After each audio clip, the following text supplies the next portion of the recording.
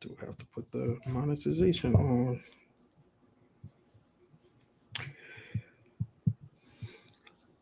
Let's wait till some people get in here.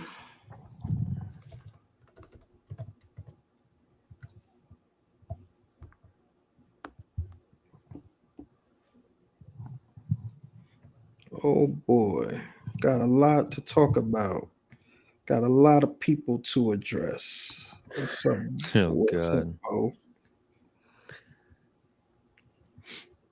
We are live on YouTube as well. Didn't schedule that link, so people should trickle in. Let me turn on monetization real quick. Yeah, I'm tweeting it out now.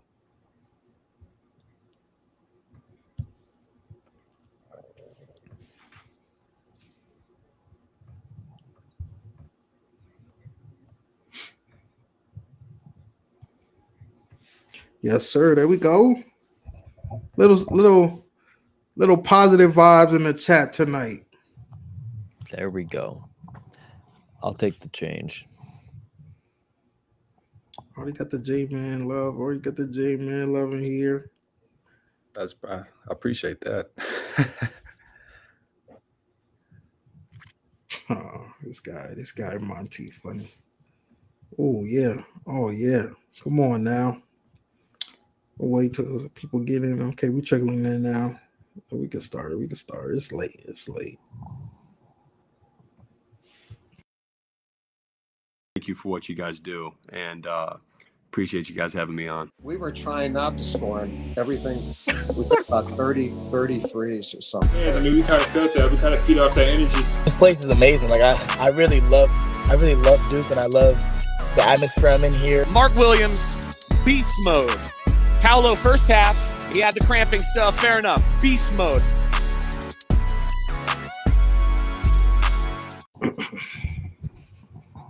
We're back. We're back. We're back. Late one tonight. Late one tonight. Little 1 a.m. start. But a great win. Great win for the boys, man. Great win. Great win.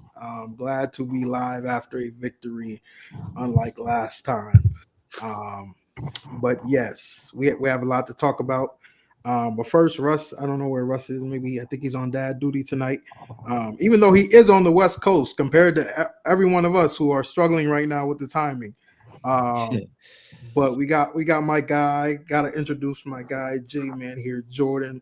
If you're on Duke Twitter, hold on, I'm trying to make this guy full screen. Got to get a full screen, man. Oh, that's crazy. Got my guy Jordan here, man. Great content creator on Duke Twitter, and a very insightful guy. We got him here filling in for Russ. But Jordan, welcome, man. You want to introduce yourself? Yeah, man. I appreciate y'all having me on. I'm glad I'm on after a win, like you said. But yeah, my Twitter name that I forgot to put in is JMan's Takes, and YouTube is JMan, where I do film breakdowns of Duke games. And so this will be a good film breakdown. I don't have to worry about Kentucky fans, hopefully, in my comments after the Duke and Kentucky film breakdown. They got a lot of comments from Big Blue Nation, so hopefully Duke fans can flood those comments. For sure. Go ahead and support my guy. Does great work. But yeah, obviously you got my guy Ryan here. You don't need no introduction, man. You already know him, man. But yeah, man. First off, before we jump into the game, man, I gotta address all these Duke fans on Twitter, man. Man, I already tweeted it, but everyone who just had their feet completely out the door after Kentucky, go over in the corner. If you're watching right now and you were one of those people, just stand in the corner and face the wall for about 15 minutes. Because I saw this coming. I knew from just the instant reaction that we're gonna come back today after a Duke victory and you're just gonna look stupid. But that is the nature of Duke Twitter. I know it's overreaction, but it's a long season, and they proved tonight that they're an elite team. But let's jump right into it. Ryan, what's your early thoughts on this big Duke victory? Yeah, I mean, I'm super happy by it. There's a lot of times in the second half where I felt like it could have swung the other way, kind of like it did against Kentucky, especially when you had Common going down with an injury, leaving the floor, and then that was kind of when he got hurt in the Kentucky game, and so did Sion. It kind of that's when things or Sion, sorry, it took a little turn for the worse, and so that was nice to see them come back from that. And it seems like every time, I think I tweeted it out too, every time the Arizona went on a mini run or had some sort of momentum, Duke was right there and turned around and got a big bucket. And so shout out to Cooper, Khan, and Caleb in the second half. I think about when we were off air, Jordan had mentioned that those are the only 3 guys on the team to score in the second half. So a lot of clutch buckets, Khan getting hot when we needed him most. And Cooper just did his thing tonight, man. Did not look like the 17-year-old who made some mistakes we saw in that Kentucky game. There was some questionable stuff in the first half, but the way he came on strong in the second was awesome to see. And just, man, happy to be here talking about a Duke dub instead of what we went through last time. Of course. J-Man, what's your early takeaways?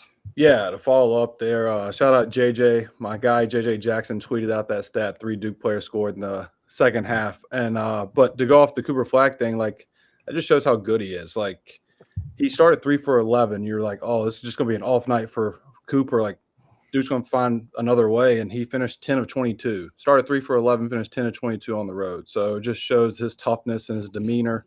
And the bench, man, Malik Brown, Sion James. Sion was plus 13. Malik was plus 12. And they don't have to score the ball. They just impact winning. They just make winning plays. They impact the game in the most positive manner. I mean, how many pocket passes we see Malik Brown off of slip screens by Duke to get into the rim? Like he is a guard playing the 5 and straps up 5s. And he is just – I love his game. I love their motors. And those 2 guys were phenomenal for Duke. Yeah, for sure. I mean, Sion and Malik, that's exactly why we kind of brought them to Duke, was to bring that physical toughness, experience. You know, they're not going to be shaky in these big games. And tonight, I mean, even Kaman, he played well early, obviously the foul trouble. But Malik so it fit right in and made it the impact as you would want from a guy like that. And it was a lot of intangibles, not really things you would see on the stat line, you know, whether it was the boxing out, whether it was deflections. He just impacted the game in every way that he normally does. And valuable player that, you know, the average person, you'll look at him and you'll see his stat line and you'll see 2 points per game. I'm pretty sure that's what he's averaging right now, 2 points per game at this point. But it just doesn't tell the story of the player he is. Shout out to Tyrese for his early play. I think Ryan mentioned it before the show. Didn't see him as much, but I mean, for what it is right now, Tyrese Proctor is our best shooter. We can't argue with those numbers off the bat. You know, I think he's what did he shoot tonight? Let me see. He was 2 of 7 from 3 tonight. 2 of 7 from 3. 3-11 overall. Still probably shooting what, like 40? I want to say 44% Something on like the year. That, yeah. I think we gotta, you know, give that man a little bit more credit. And what he's done on the defensive end, obviously, I tweeted the stat line. Caleb Love, my brother. my brother. If Tyrese, you just lucky Tyrese Proctor wasn't there for the Final Four. You're lucky Tyrese Proctor wasn't there for the Final Four because the numbers are looking a little shaky. But it was a great win overall. I'm glad we finally got to get back at Zona versus Caleb Love, and we have a big win on our victory. Probably the game I thought was the hardest game on our schedule this season. So, you know, it's definitely looking forward, but can't get too happy. Got Kansas on Tuesday. But yeah, I guess I don't mean to harp on some negative aspects because, you know, it wasn't the prettiest game, but they won. Yeah. Offensively, what are some things you guys saw that, you know, maybe could have been better? Take it, Jordan.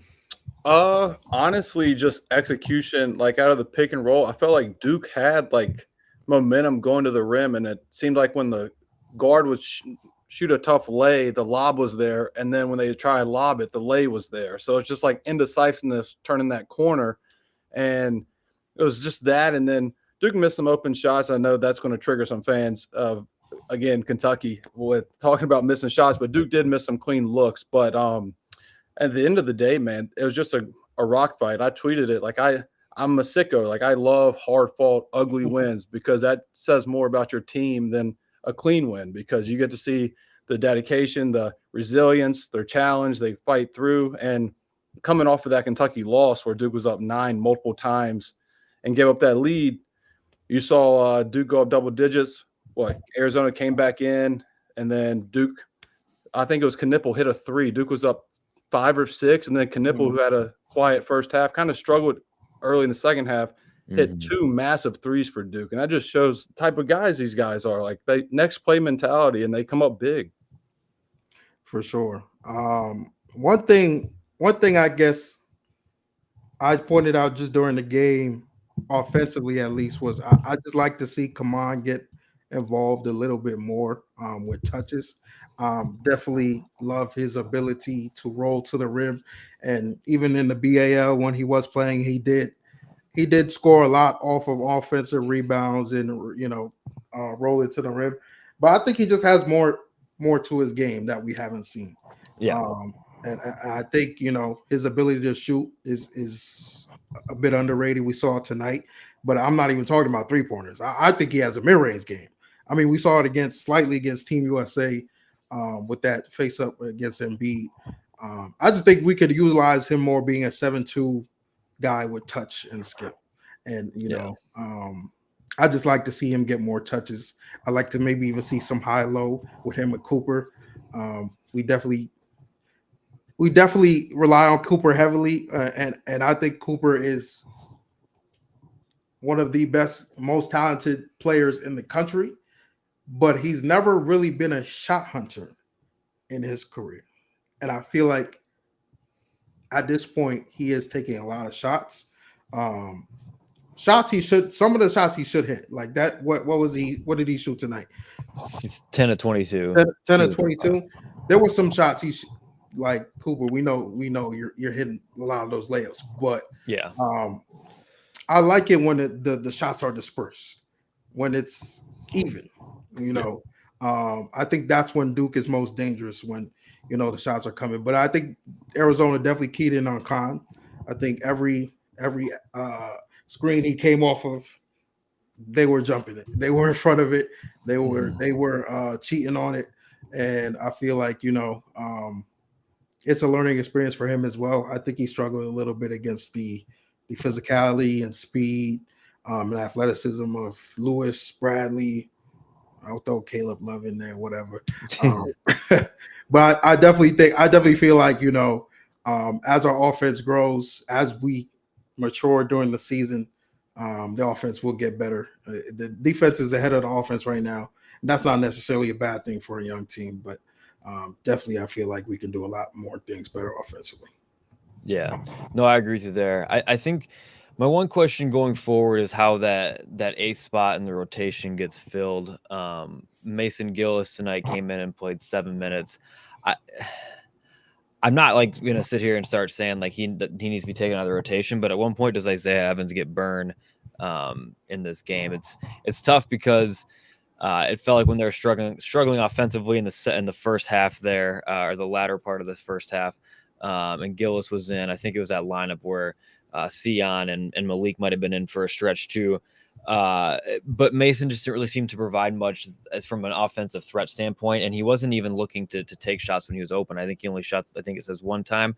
At one point, do we think about Isaiah Evans? Just feel like tonight was a perfect night for it, and I don't know. I'm not saying I'm not calling for it 100%, but I'm a little surprised that that's another takeaway from this game for me. I mean, Isaiah Evans, J-Man, that's your guy. Slim, man. He I watched him work out. I worked out with him once or twice with my buddy who's a trainer in Charlotte, and he actually is Caleb Foster's trainer too, actually. But yeah, Slim is his offense ability is unbelievable. The best one-on-one score I've ever seen in person. It's just to answer your question, why maybe he's not playing is I just think maybe he's just not being the most consistent in practice because we've seen what he can light it up. I mean, he had 14 or 15 points in 12 minutes against Wofford. Like he can fill it up, but maybe just we're not seeing stuff behind closed doors why he is not being trusted against Duke, Arizona. But the good news is it's November, right? So I think we can see him start trickling into some minutes. He's getting some more trust because let's face it, like some hoopers, man, are just better game players they are practice players. And maybe that's the thing that you just got to see what happens. Him and Darren Harris, they both can fill it up. Yeah. Right. Yeah. And, you know, I don't want to harp too much on it because I know, you know, the rotation, I did say I'll wait, you know, for the rotation to see how it pans out. You know, if we won, you can't really argue against it. Duke won by 14 tonight. Yeah. And, you know, I'm not going to harp on whether Isaiah should have played or Darren should have played.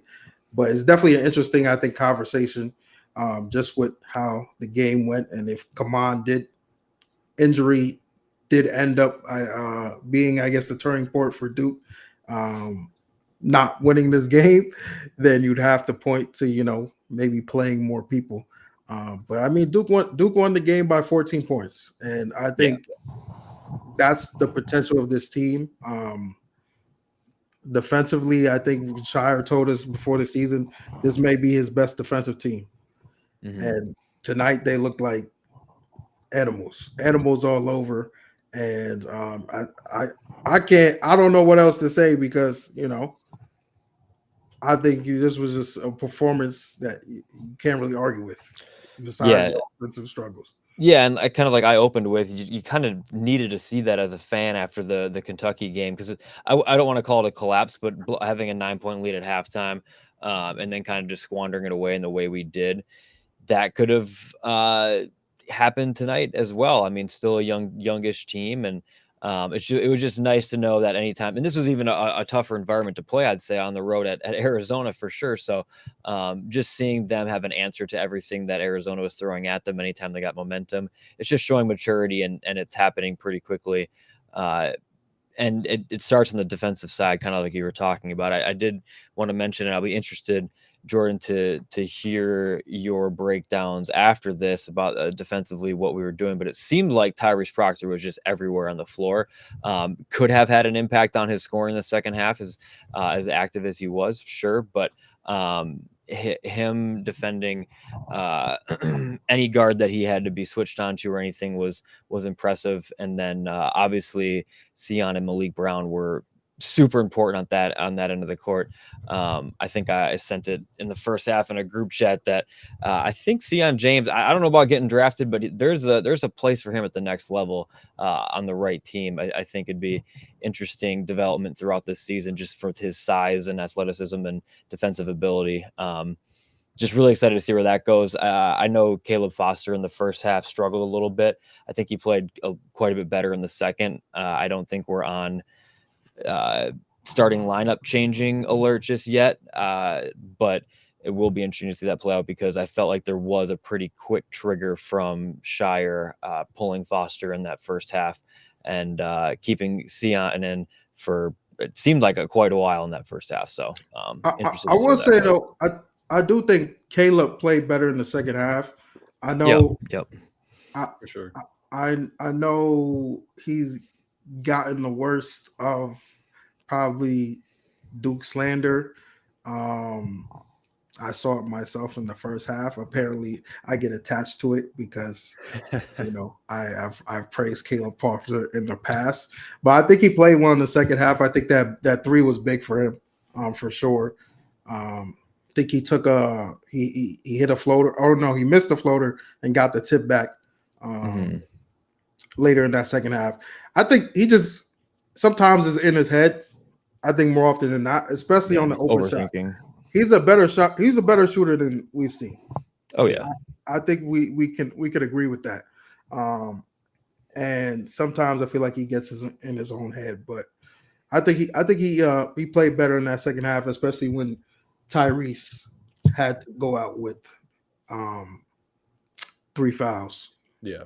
Yeah, no, I agree. I think Caleb Foster was the best guard in the first half against Kentucky. He has plus 13 in the first half, finished minus 11. So if you can give us the first half Kentucky, second half Arizona, we're in great shape. So it's just he's got to put it together. But at the end of the day, too, like he is a sophomore, but he was inconsistent his freshman year, so he's still learning. And you see it click, like you just said. He played well in the second half, and he played well in the first half against Kentucky. So I'm gonna give him the benefit of the doubt, Zion. I'm still with you. Like I have faith in Caleb that he can get it done. It's just some guys take steeper learning curves, and you see the glimpses. I would like his first shot to be more going to the rim.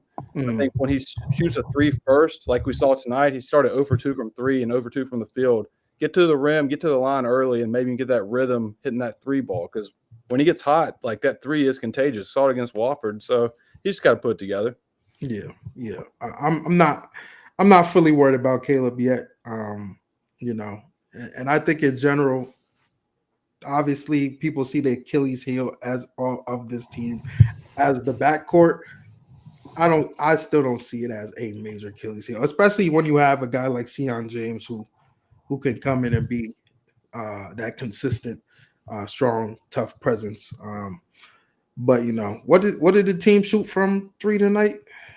37%, I think it says 10 to 26. 10 to 26. I think this is what happens when they do make threes. A 4-23 performance is an outlier, in my opinion. I don't think we'll see that ever again. They shot it better tonight. Still probably could have hit a couple more. But I think this is at least where we should be seeing them most games, more often than not. Yeah. I don't know if you guys have any other points. No, not from this game, really. I mean, again, and I also felt like one other thought, the coaching staff wise, it seemed like there was a lot more.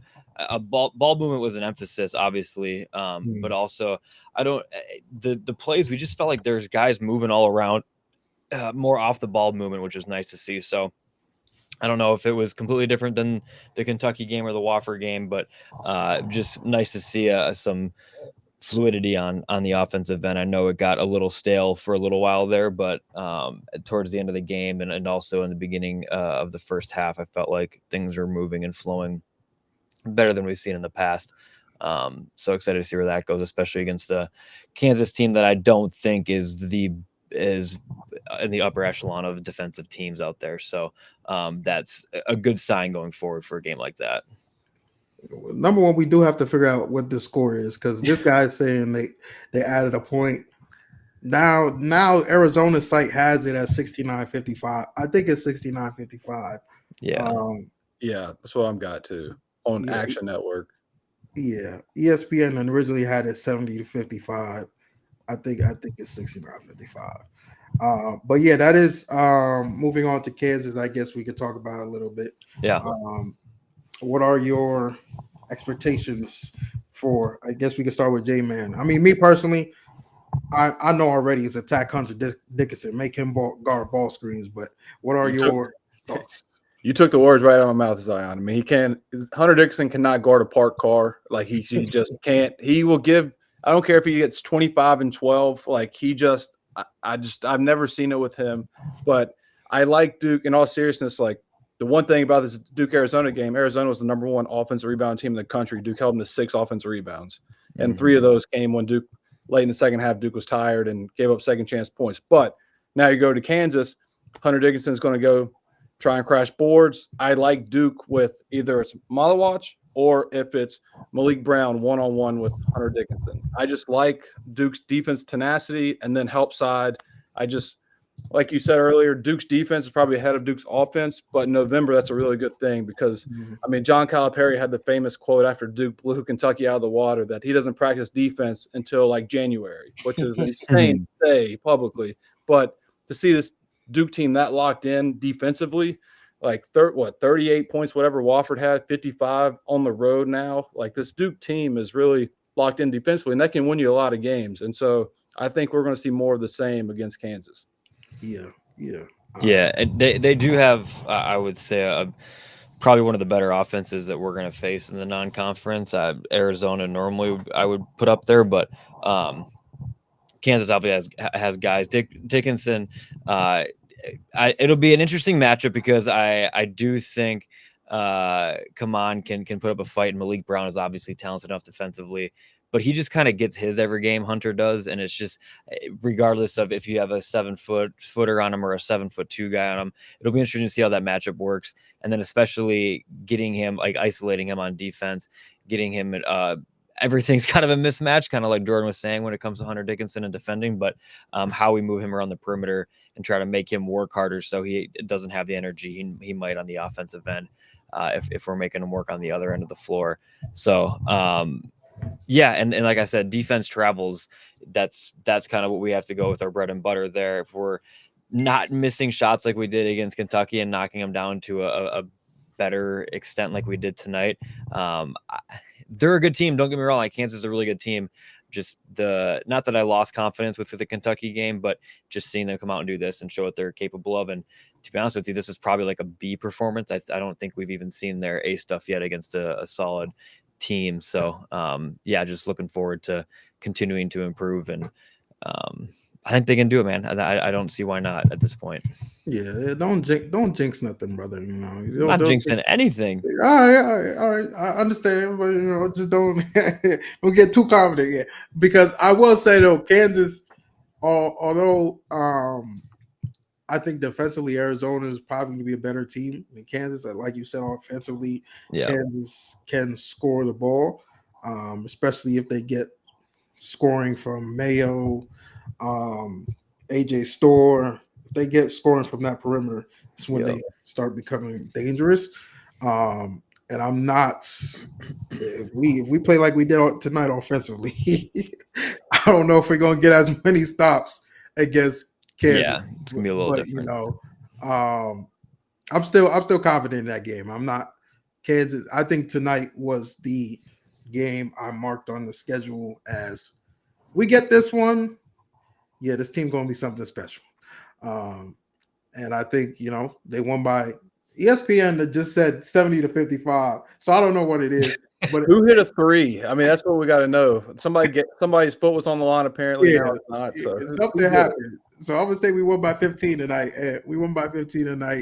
And I still think we could have obviously played way better offensively. So it's definitely you see the potential with this team and where they could be down the road. But definitely interested. One thing I'm definitely interested to see on Tuesday is how we bounce back with the I guess the youth, I'd say. Specifically one guy Khan played great in the second half. But I'm worried right now about the physicality because I've seen a little bit struggles with this game and Kentucky. Yeah, but I'm interested to see how he bounces back on Tuesday. What do you think, G-Man? Yeah, I think Khan's a guy that he was 5 of 20 against Kentucky. He struggled early in this game, but again, you see what makes him so special is shooters shoot, and he had a tough first half and tough early second half, and then he got Duke up double digits, and then he hit a key 3 to push the lead from like 5 to 8, and like he just keeps going, and it's just the identity of this team, like I said. But the one thing I do want to talk about, we talked about the depth a little bit with Isaiah.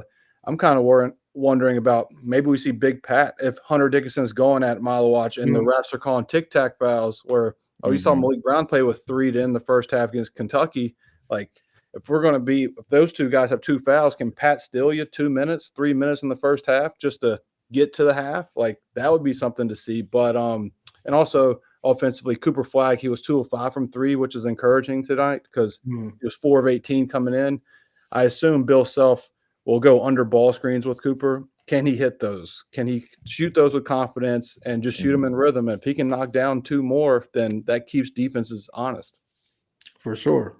Back to the Pat, do you think we will go big to match up with Hunter or make him defend? I don't think I don't know. I'm not saying because we didn't see him tonight, we're not going to see him in the Kansas game. My take is kind of resembles Jordan's by if any of our guys get in foul trouble, would it be nice to see him? Sure. I just don't see a world where he gets put in against the number one team in the nation without that being the case. Yeah. Yeah. But I mean, even from a standpoint of, because you said put Pat in for 2 minutes. What if we're going small? Is there a situation where, I don't know? I threw this out 2 weeks ago. Might sound crazy now because Malik and Kaman have been playing really well, but putting Cooper at the 5 because UNC on Dickinson.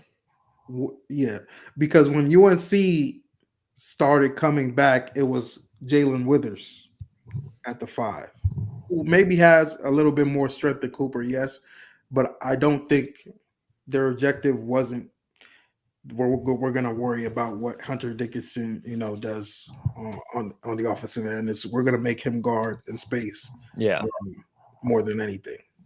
I don't hate that as another option, especially again if foul trouble occurs and you don't trust Pat in a game like that. Yeah, might as well, because like you said, you're gonna burn him out on the defensive end to the point where it could also have an impact on him on the other end. So I like that idea. Even if there is no foul trouble, I think that'd be a fun minute and a half of basketball to watch. You gave in too quick to that. I don't like that. Well, because I was thinking about it first from like a defensive standpoint, and like Dickinson could probably get what he wanted off of Flegg. Flegg's a great defender, don't get me wrong, but Dickinson's like 26 years old and is still he's a 7-footer, isn't he? Or is he 6'10", 6'11"? Yeah, I think he's 7. I think he's 7'1". 7'1". Yeah, so like there's a decent chance he can have his way with Flegg in the paint. So that would obviously concern me. But yeah, if you can get Flegg taking him one-on-one from the perimeter every single time down the floor, he's gonna, and or also moving him around off the ball, he's gonna be exhausted after doing that. So you talked me into it. I kind of like it. Yeah, I don't like talking. I want someone to fight back. Yeah, J-Man, fight back.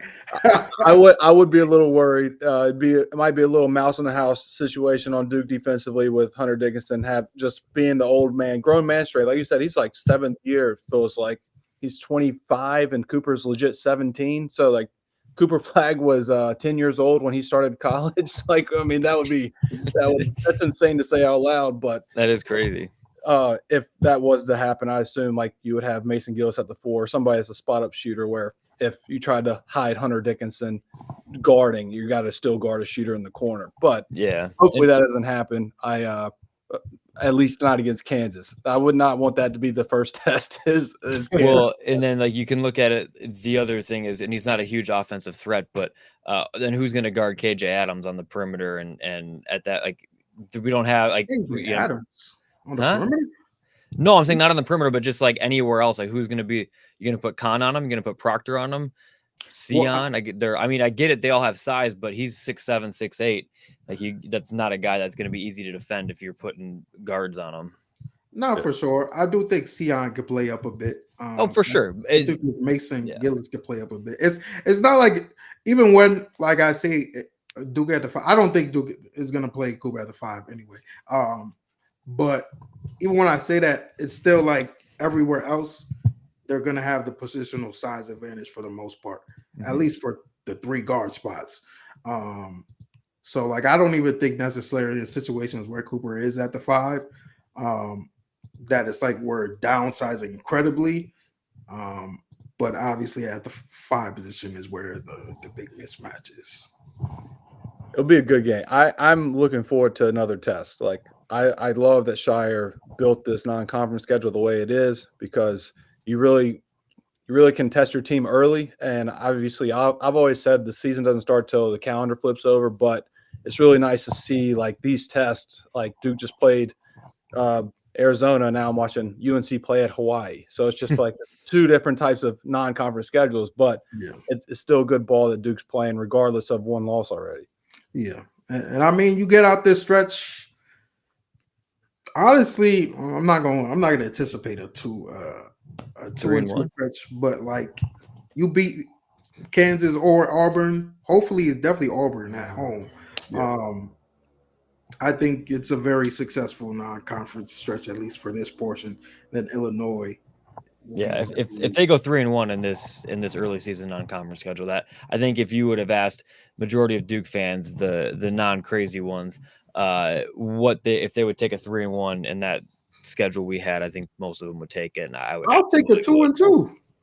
Yeah, I mean, it's tough that the ACC is so bad this year, but 2-2 probably would even have made sense as well to me. I would have been like, yeah, whatever. I mean, yeah.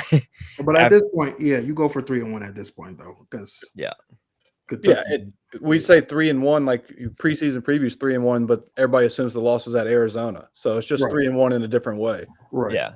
Right. Yeah, exactly. And if you have 3-9, as long as these teams, now I'm getting a little ahead of myself here, but like if you do go 3-1 and the 3 wins are against Kansas, Auburn, and Arizona, and those 3 have the seasons they're expected to have, not many teams are going to have the non-conference strength of schedule or strengths of wins as far as those 3 wins would go. So it would go a long way for the committee. And if Duke, that kind of allows Duke to slip up at some point in the conference play. You just have a little bit more breathing room and still have a chance for a 1 seed. So one game at a time. Let's go take on Kansas and beat them. But it's things are again looking up the way they should have been, and never have been as low as they were for some fans after that Kentucky game. Yeah, for sure.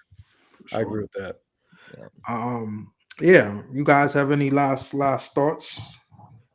I think we about covered it, Zion. I appreciate you guys having me. I love talking shop, and so I watch this all the time on the recap. So I appreciate you having me on, boys, and I'm ready to watch Duke play Kansas.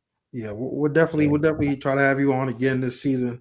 My bad, y'all. I was definitely I'll start sweating when this show started. Like I couldn't even collect my thoughts correctly. But anybody listening on the audio, if we felt like we was off today, that blame me. That's on me. I didn't even notice it, man. To be honest with you, we appreciate y'all for tuning in. Definitely check out my guy J-Man. Check out his breakdowns on YouTube. J-Man _, right? Yeah. YouTube is J-Man _. Yeah, check out. He'll definitely have some nice Arizona content to fill you up before Kansas on Tuesday. So definitely check out my guy.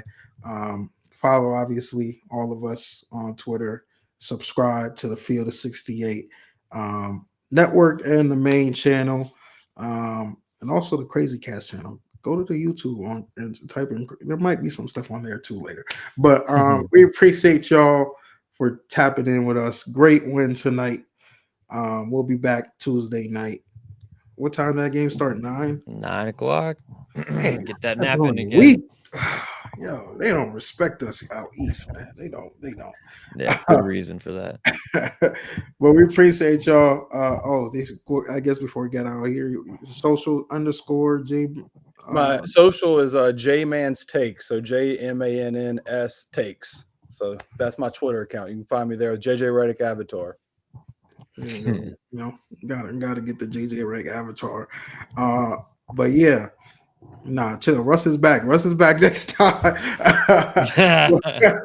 But we appreciate y'all.